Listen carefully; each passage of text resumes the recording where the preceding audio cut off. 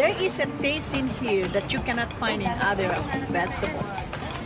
And the more you eat, the more it's become tasty and you keep on, asking for it. What this farmer in Hawaii is talking about is not a vegetable, it's a tree. And while Vicky Domingo says it has an unusual flavor, there's more to this tree than meets the taste buds. You keep on eating and eating and you can feel your body is more energetic, more healthy, and you can see the difference. You're not dropping, you keep on, just so active. You have to remove one by one like this. Domingo says she has grown this tree on her farm for more than 25 years. She harvests moringa twice a week all year round.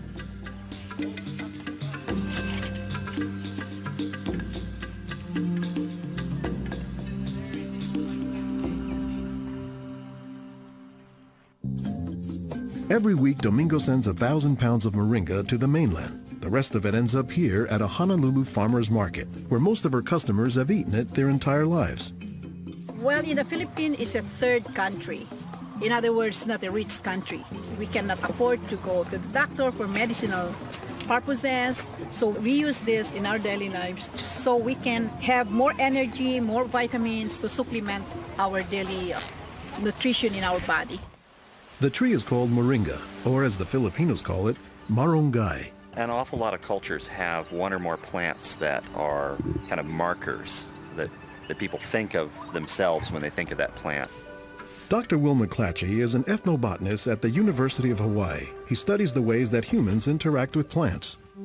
If you drive around Honolulu here, you'll see a lot of houses have at least one marongay in the yard, maybe a little forest of them, and that's a pretty good indicator that there's a Filipino family there.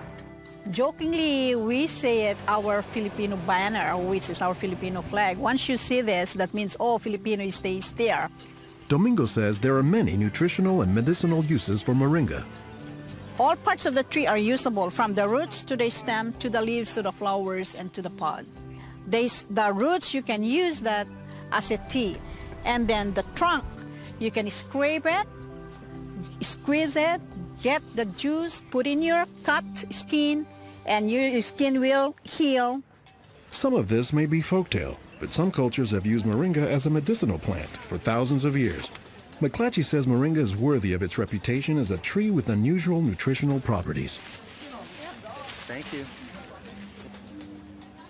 Moringa is one of these trees that is a multi-purpose plant that fulfills such a high percentage of kind of basic needs that when people get used to using it, they really can't see what it's like to live without it. And many cultures don't.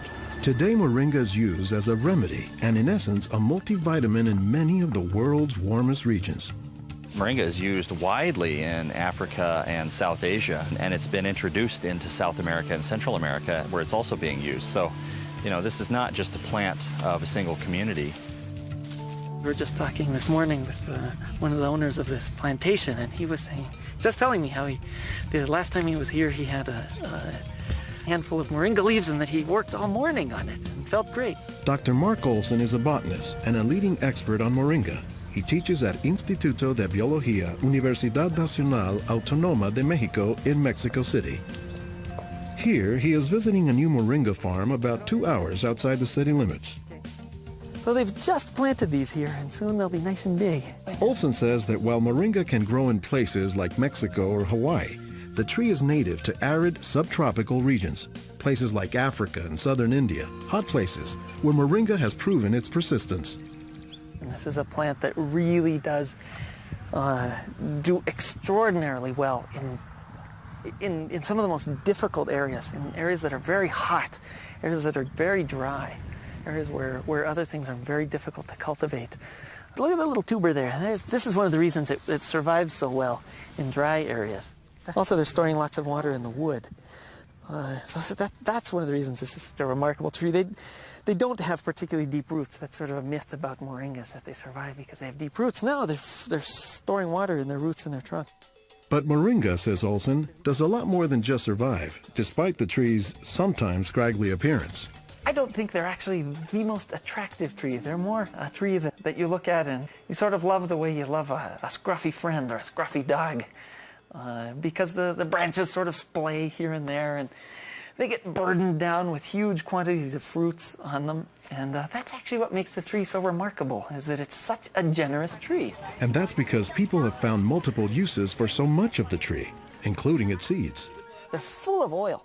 You press the seeds, and then this wonderful aromatic oil comes oozing out, which you can use for cooking, you can use for cosmetics or lubrication or whatever.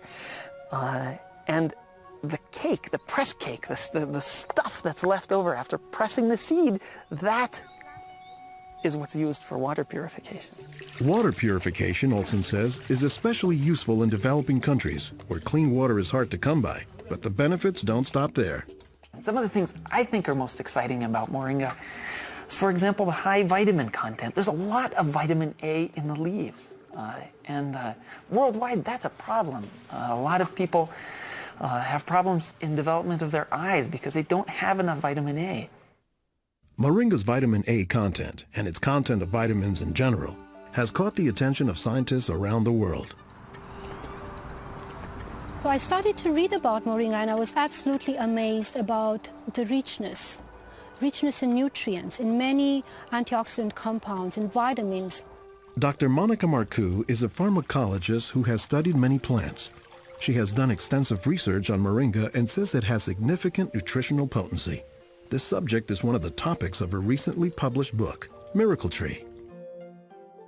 To me, it was just a natural pathway from my scientific background and my love for trees to writing this exciting book on one of the most exciting and extraordinary trees of our world. Marcoux spends much of her time looking at trees and plants, both as a pharmacologist and as an artist. While Marcoux, the nature photographer, is grabbing shots of plants, Marcoux, the pharmacologist, says she has a bigger concern. We are having an epidemic of cancer and cardiovascular diseases and many other chronic diseases. It's because we basically do not eat what we are supposed to eat. Most of the plants are famous for a particular type of nutrient, like for instance the orange or the lemon is famous for a high content of vitamin C. The spinach, for instance, on the other hand, is famous for its iron content. Moringa is very unusual because this single plant contains a wide variety of nutrients, but also in quite very high amounts. Marcoux says this concentration of nutrients combined with low calories and low sodium content makes Moringa an ideal energy food or supplement that can help offset the typically unhealthy Western diet. Many of the Westerners are also deficient in antioxidant and anti-aging substances that are mostly found in plants. Antioxidants, according to the National Institutes of Health, protect the body's cells and may prevent cancer. And Marcoux says Moringa is a treasure trove of antioxidants that happen to work hand in hand. Antioxidant substances and antioxidant vitamins work together in the body. For instance, it's known that selenium works better in the presence of vitamin E. Moringa has high amounts of selenium and has also vitamin E. While many plants contain antioxidants, Dr. McClatchy says that Moringa is also high in the nutrients we usually associate with meat. Moringa is well known for being a good source of leafy green vegetable protein. And you don't get a lot of protein out of many vegetable foods other than like beans and things like that. So getting it out of the leaves is really a big deal. And while there are a few other plants like soy that are protein rich, Olson says Moringa is special. I have a lot of food allergies. I'm allergic to wheat, I'm allergic to eggs. Soy tends to be a fairly highly allergenic food. It causes allergies easily in many people. We think that this is because of the form that some of the proteins are in soy. They're apparently in a form that's very simple and fairly easy for the body to assimilate in Moringa. According to the United States Department of Agriculture, Moringa contains 18 of the 20 amino acids, building blocks of proteins that are found in the human body. And, says Marcoux, Moringa is one of the few plants that contains all of the essential amino acids. Moringa contains all the 9 essential amino acids that actually we cannot produce. Their presence, but also their ratio, is very beneficial, and it is estimated that this ratio is very good for absorption and for being bioavailable to our bodies. Further research is needed to establish the bioavailability of all of moringa's nutrients. But in some places, scientific studies may be too long a pursuit and take a back seat to a harsh reality. In most of sub-Saharan Africa, any baby has a 20% chance of dying before he reaches the age of 5.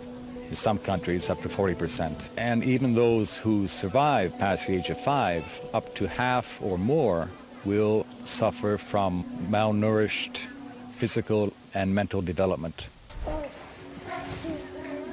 C'est des lésions de malnutrition. These are lesions caused by malnutrition around the neck and around the waist.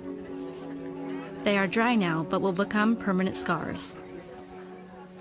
As the former regional representative for Church World Service in Senegal for 16 years, it was Lowell Fugley's mission to help local clinics develop ways to save children at risk to malnutrition. Having been born myself into a middle-class American family, I thought it was just by chance that I was born in these conditions and not in the condition of a poor African family in the bush of Africa and living a malnourished life. And so I have a certain obligation to share what I received.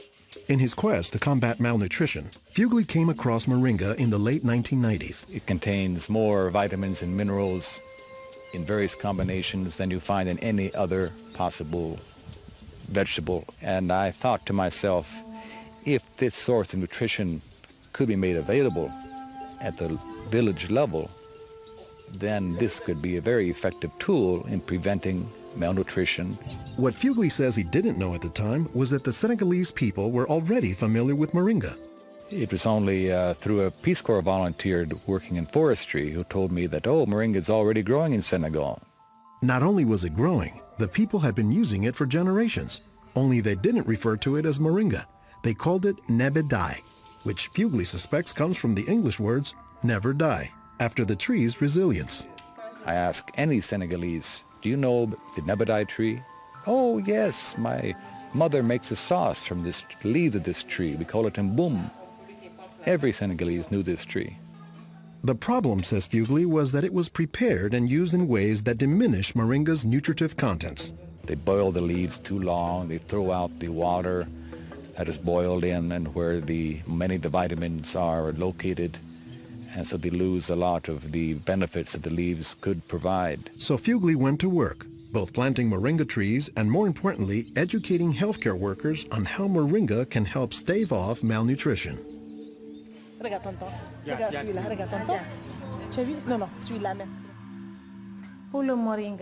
I was trained in 1998, and right away we saw the virtues of using moringa because of its very high nutritional value.